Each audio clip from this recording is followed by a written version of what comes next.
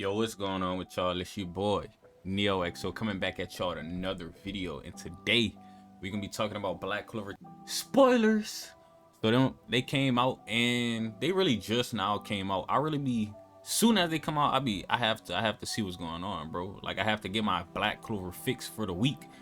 I know a lot of y'all can agree with me on that, but if you don't want to be spoiled, click off the video. But without further ado, we're gonna get into these spoilers. Just make sure you leave a like on the video and subscribe to the channel, because same time next week we're gonna be back talking about the spoilers, and we just gonna get right into it. So looking at the first page, all right, so we got Asta basically, yeah, at this point he's depleted. All right, he's depleted, so he goes down. He needs a rest. He needs like a little rest. It's cool. Adramalech comes down from basically that rock he was sitting on the whole time. That man was just sitting back with his feet up, eating popcorn the whole time. Not literally eating popcorn, but like I said that because he was just watching it like it was a movie. He did not help. He did not interfere with nothing, bro. Like he didn't help nobody. He was neutral. And in this chapter right here, we about to see what he does, because it seemed like he do some crazy stuff. All right, so he looking down on Asta in this panel right here. Then Asta's pretty much knocked out. Adramalech, it has a panel of Adramalech looking at him keenly. Like he has like a really good look at Asta for a second before doing this next thing that he does right here. This is the crazy thing I was talking about. It happens right off the bat basically. So now Adramalech goes down to Lucifero, reaches his hand down, grabs his heart, and extracts Lucifero's heart from his body. At this point, Lucifero starts to disintegrate. Then Adramalech basically looks at the heart and says, "This is what I was after. This is what I wanted." So he has Lucifero's heart now. Lucifero just disintegrated.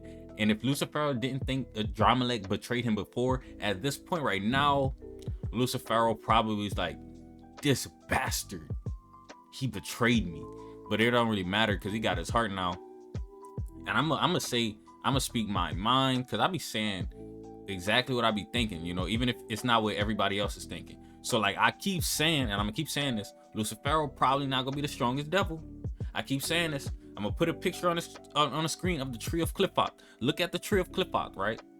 Look at the tree of Clifford. They have levels to this. All right, they have levels to this. Look at the level with Lilith and Nama. There's 2 devils. Now look at the level with Lucifero. There's 3 devils. So that means that there's other devils at least on Lucifero's level. Now they could be stronger than him, especially now that they have his heart.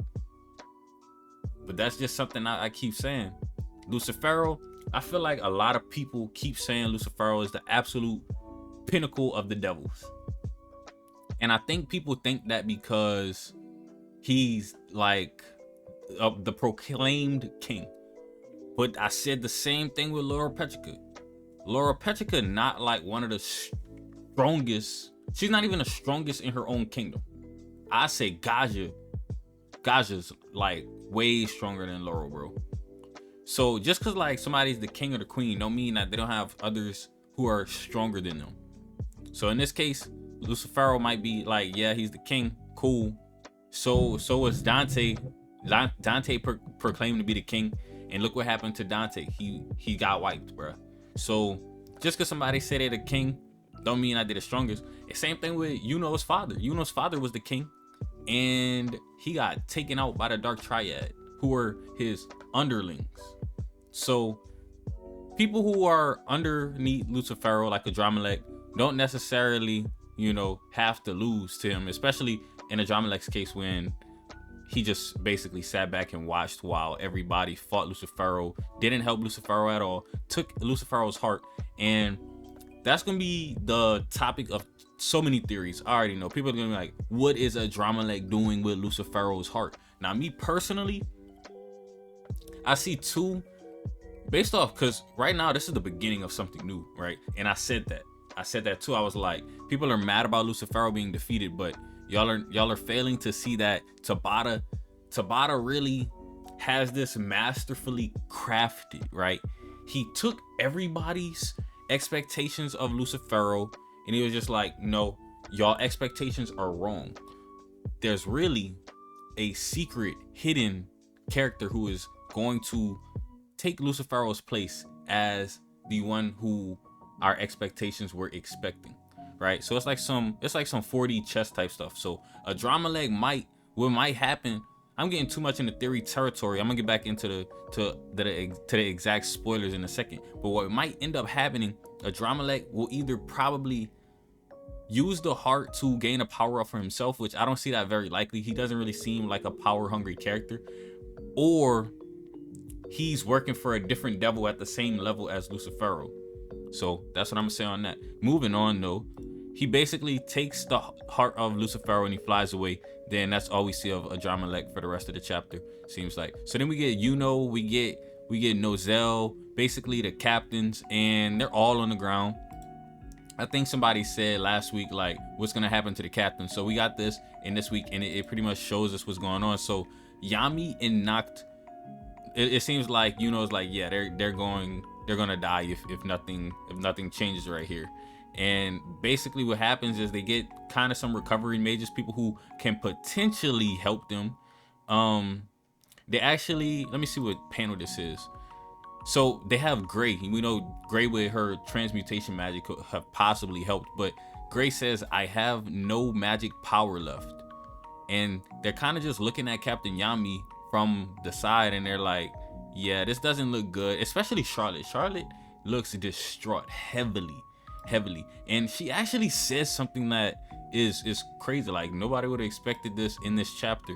And I'm not sure if Yami actually heard or not, but there's a panel in this, and where does she say it? She says something. Let me look for this panel. So Charlotte's basically crying about Yami, or on the verge of tears, or crying, and she says, I love you, Yami, so please don't die. But Yami is still asleep, so it's questionable if he actually heard this or not. I'll probably say, based on the dynamic so far, they're gonna play it off like he didn't hear it, and they might actually have a panel come out soon, because like I said, I'm on the panels like soon as they come out, so they're still being released right now. So let me see what other panels they got. So Mimosa comes, and Mimosa also doesn't have enough magic power, and it seems like Charmy saves the day. And back to Captain Yami and Charlotte. So basically what ends up happening, I don't see the panel actually. I don't know if it's translated like roughly, because like once like the leaks come out, they're like raw scans, so it's not like I could read like kanji or anything and like know exactly what they're saying, but I could definitely see the panels, and it looks like the Black Bulls come rushing in on their base. There's not really even anything to really translate that much on these panels, but it seems like they come running in on their base. Cool. Then Charmy feeds them some meals, and Charmy's meals can kind of like rejuvenate people, and then that allows Mimosa to have enough mana to save Captain Yami and Nacht. So that's really cool. They're not gonna die. Really cool to see. I'm glad Yami and Nacht both alive. Honestly, people keep saying they want somebody to die, but they don't need to die right now. Yami and Nacht, cool. If Gachi gets to live, Yami gets to live. I know y'all feel me on that one. So they got a cool panel right here. I'm gonna see if anybody has the translations of it. All right, so somebody does. So Asta gets up and he says, Captain Yami, Vice Captain Nacht, I'm so glad you're alive. And then he's like, thank you, Mimosa. Mimosa blushes. She absolutely adores Asta. And then Yami says something about the katana. Let me see. I haven't even read this. So he says, more importantly, you completely ruined my katana. Bruh, Yami on that. What are you gonna do about it, you stupid brat?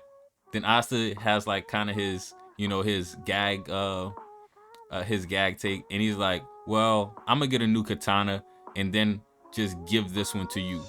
And then Asta's like, thank you. And then it cuts to Nacht. But that's a cool moment right there. That's like heartfelt. That's heartwarming right there. Yami passes down his katana to Asta. This has been theorized for a long time, whether Asta was going to keep it or not. And right here, it's official. Captain Yami passes it down to Asta. That's a highlight to me. Like, dang, I feel like I'm gonna remember this moment for a while. Like, dang, it's basically like Captain Yami saying like, you earned it. I go crazy. Like, Wow. So he's gonna get a new katana. Now going off of that, I wonder if that's what he's gonna go to, if he's gonna go to the land of the rising sun, because there is supposed to be like an arc of them going to the land of the rising sun. So maybe he goes there and gets a katana. That's just a maybe though. I'm not really sure what business they have going over there. But this chapter ends very happily. They say, basically they said thank you very much in the last panel, welcome back. And they're speaking to Noct. Noct really, throughout this arc, I recorded a video the other day with Nero and we were talking about Noct. Noct really got some love in this arc, for real, bro. Like, to say he's a character who just came in at this arc and he just has so much love. Like, Tabata treats this character with care, and a lot of people really love Noct. And Noct says, I hate people like you with your lack of discipline, but I'm the same. Let's get it right together. Let me live on with you. So it seems like Noct is going back to the base and he's just gonna be there with the Black Bulls. That is cool. So he's not gonna be doing the spy work in the Spade Kingdom anymore, because mission complete, mission successful. Really, really cool. Really, really, really cool. This chapter, I'm liking it. I can't wait for the officials to come out. I'm gonna do a review on this chapter. Make sure you guys stick around for that. It'll probably be out in a couple days. And other than that, hopefully you guys enjoyed this video. If you did, go ahead and leave it a thumbs up, comment, and subscribe. As always, it's been your boy NeoXO, and I'm out.